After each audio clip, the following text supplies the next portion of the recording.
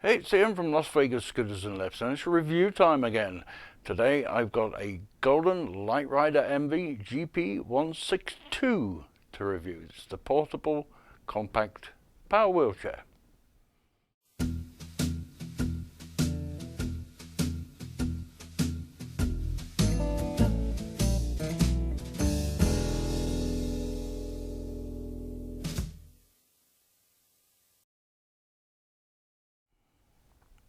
Okay, here it is. It's the GB162. The LightRider MV comes in various colours, but somebody ordered this, so we got it in for them, and we're going to do a review because this is the new revision of this power chair.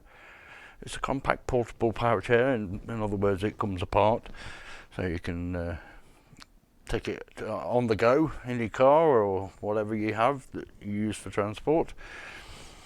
Just quickly going around all of the front and back.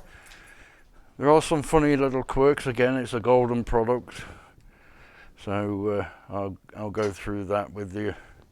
What you have to do when you get one of these, if you order one of these online, I would definitely strongly consider white glove service to put this together, because some of the tools that you need to put this together, they don't supply with the power chair, so you're going to need a bit of upper body strength to lift it out of the box, as well as some larger tools to put it together, the seat post being the main thing. There are some funny, like I said, funny little quirks with it that don't impress me that much, but let's get on and do a review with this LightRider MV. Okay, for this transportable little power chair, for the weight, you're looking at the total weight of the unit assembled, as you see it here, is 123 pounds. So that gives you a 37 pound front section, a 36 pound rear section, 23 pound for the seat with the armrest attached. The battery pack weighs 27 pounds. Due to its having the extended range 22 amp 12 volt batteries. So the seat features a little pouch at the back there, like most power chairs and mobility scooters, as well as it does articulate down, so it makes it easier to load in and out of vehicle. Your armrests also do tilt up, articulate up and down like that on both sides, and also you have your seat rotation lever, which is located just below the seat on the right hand side. You would just push down to rotate the seat. It only turns 180 degrees, unlike the scooters which turn 360 degrees, and that's because of the wire. We don't want to pull the wire and cause problems. The seat, plenty of cushioning, plenty of sponge there, so it'll make it nice and comfortable if you're in this power chair long periods of time. Your joystick, it's a new style joystick that some of the manufacturers are using now, which you've got your little symbol underneath there for petrol pump or gas pump, as I say in the US, and that's your charge port for your chargers, so you can charge while the battery's on the power chair. You can just connect your charger there, so you don't have to bend down and charge the power chair that way. When you do get this power chair out of the box, if you do order one online, I do recommend you get the white glove service.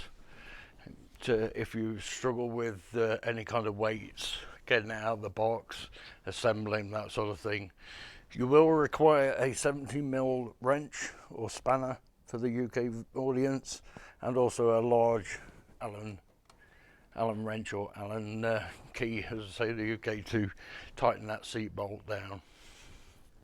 It does have two settings, so you can set it a little bit lower if you're a shorter person. This is set up pretty high, so the gentleman that's ordered it is about as tall as me. So at the rear of the seat, you have your typical accessory tube for a rear basket, but you do get a carry basket underneath the seat there. It doesn't remove, it's actually fixed to the frame, so you can carry a few little bits under there. Tubular frame, like I said, it comes in all different colours. You've got your little golden logo there, as well as the golden logo on the seat. You have your larger drive tyres there, solid rubber, and also solid rubber front casters for the steering, just to keep you level. Your battery pack does remove. This is the new design battery pack. So they put a red panel on there, and that's the handle to remove the battery pack. And like I say, on the battery pack itself there is a charge port. So if you do transport this and you don't want to remove the whole thing out of the car, just remove the battery pack, take it inside the house or wherever you're staying, and you can charge it that way without having to take the whole chair into the house. You've got your quick release handle there. There is a pinch point warning there, just to show you, just be careful when you're disassembling and assembling the chair.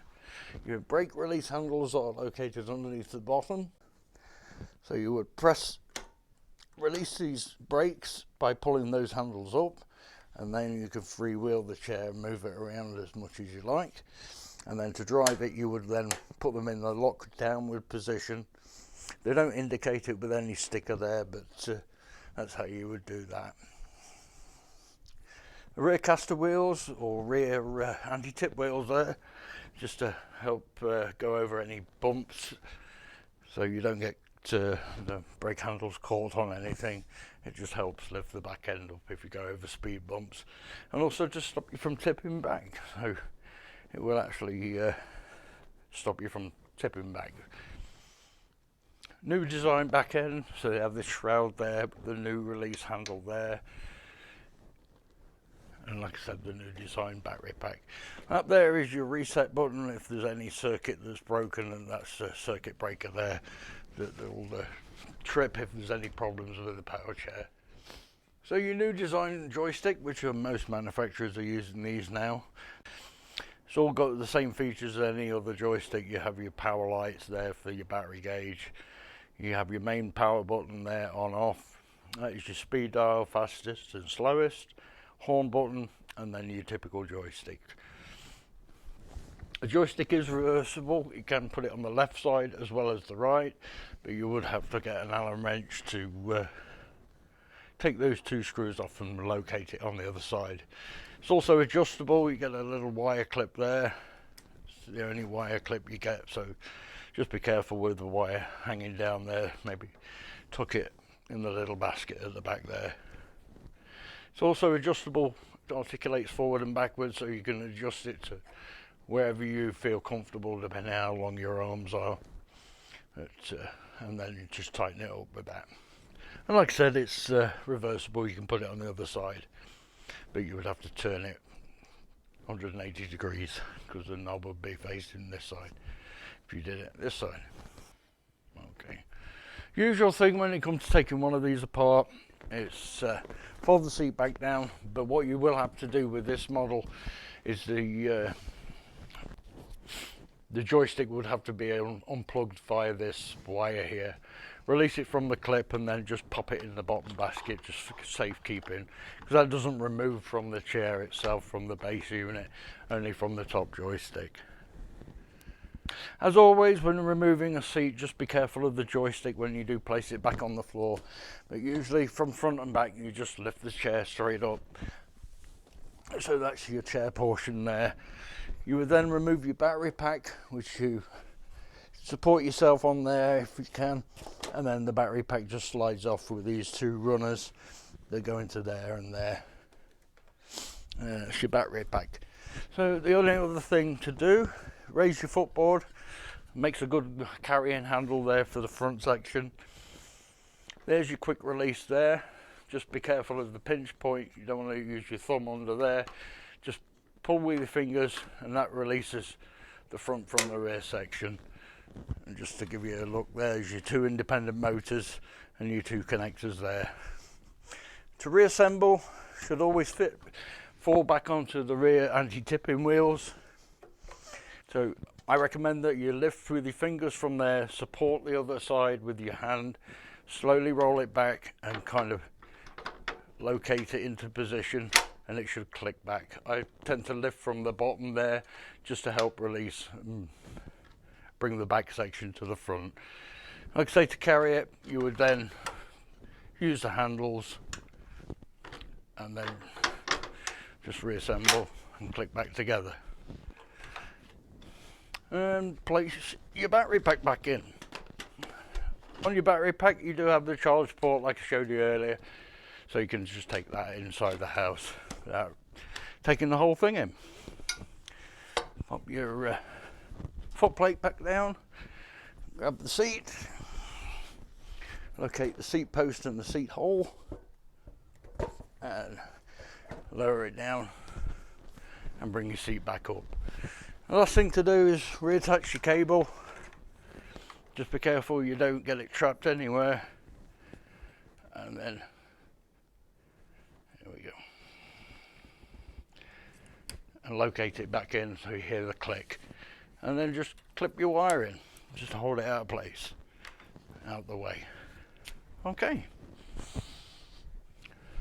I'm sat on the chair now. It is very sort of upright seating position.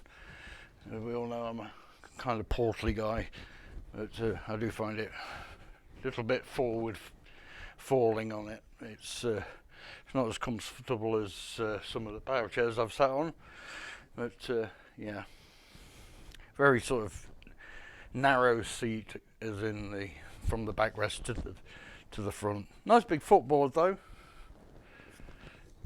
Plenty of footboard room for your big feet. May need to adjust the joystick because it's a very narrow seat,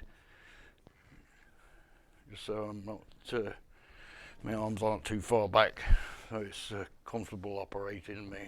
My arms are resting on the armrest, which is what they're there for. So to operate your new power chair, you have your on-off button. Make sure it's locked, so the brakes are locked into position. Otherwise it will give you an error code. This will flash red if there's a problem. But press the button once, the power lights come on to show you how much battery power you have, and also the green light there indicating that all's well and good. Horn, a little bit different to the beep beep sounds of most power chairs and scooters. And we're also set at the slowest speed. Like I said, that's your fastest speed, and that's your slowest. And the horn is actually underneath the joystick there. Yeah, the armrests come to about your waist sort of area, just about there. So you kind of, if your elbows are barely touching the end of the armrest, there's no way of adjusting those forward. Kind of a little bit of a poor design there, but it's not too bad. I'm sure you can live with it. So let's give this thing a test run and see how it feels at slow speed. Again, it would be a feathered joystick, like a feathered throttle on a scooter. If you push it forward, it'll go at that speed that you've set at the joystick speed dial. But if you push it slowly, it'll crawl forward and then pick up speed as you push it forward. So it'll go then now at the set speed of what the speed dial is set at. Quiet at this speed, very quiet. Of course it's going to have great turning radius. The motors do feel a little bit lumpy, a little bit jerky at this lower speed. But it's a quiet sort of sound. Very squat, very narrow power chair due to its wanting to be transported. People want to transport these things and don't want to carry a big carrier or a big power chair or scooter. So that's one lap round at the slowest speed. So I can now increase the speed. That's half speed. Does slow you down for the corners like most power chairs, so just as normal. So if you turn a corner, it will slow you down and then speed up on a straight. Yeah, the motors are a little bit noisier now at a higher rate of speed, and it's 3.5 miles an hour top speed, but half speed's about right if you're inside a shopping centre or something like that, shopping mall. So just negotiating corners. Now let's increase the speed now to full speed.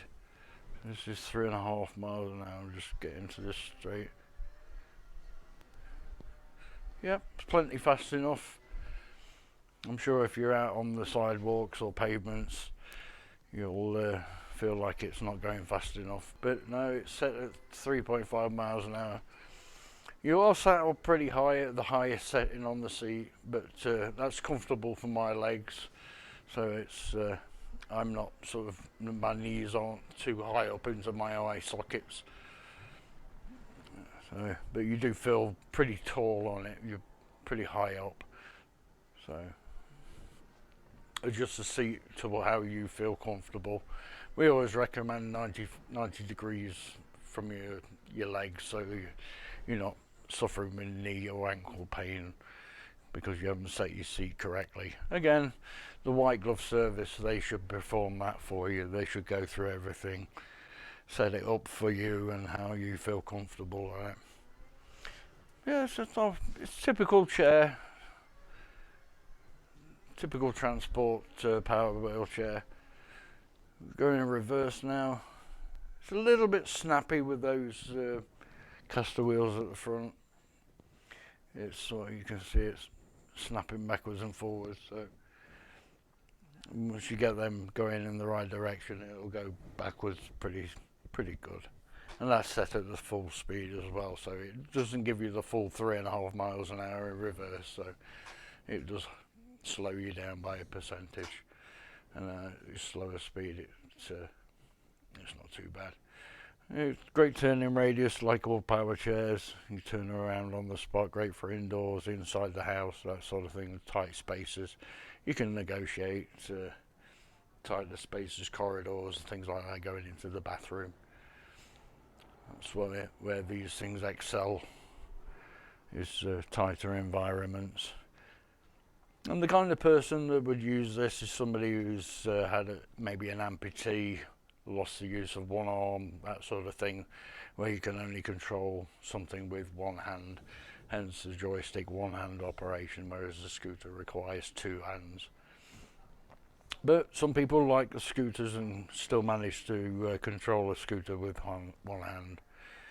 But yeah, overall pretty average as power chairs go. Transport power chairs, pretty much the same as the Pride Go chair. But I haven't done a review on the Go chair. But overall, yeah, it's not too bad of a chair. A little bit pricey. These power chairs tend to be more pricier than your standard mobility scooter range, because of dual motors, bigger batteries. So there is that to factor in. But overall, yeah, it's a bit of a pain in the butt to assemble. You do need some tools, so maybe consider the white glove service if you do purchase one of these online. Yeah, don't really recommend anybody buy any of these products online if possible. I know some people have to because they can't get out of the house and life dictates that. But if you can, if possible, try one out and see what your dealers have to offer. Some offer some better deals than what you can buy online. And if you do buy online, it's you're kind of chancing if it fits you right or if it does your purpose correctly. But that's your LightRider MV. A little review on that. I've got the other golden product that we've got in today. I'll be doing a review on that. It's the Buzz Around XLS HD. So that'll be my next review. So stay tuned for that one. So if you like this sort of content, like, share, and consider subscribing. We appreciate that. Subscribe and give us a thumbs up, so we know we're doing the right thing. And if you've got any questions and comments, then drop them in the comments and we'll answer best we can. Overall, pretty standard for a transportable power chair. That is your golden LightRider MV. So till next time, bye now.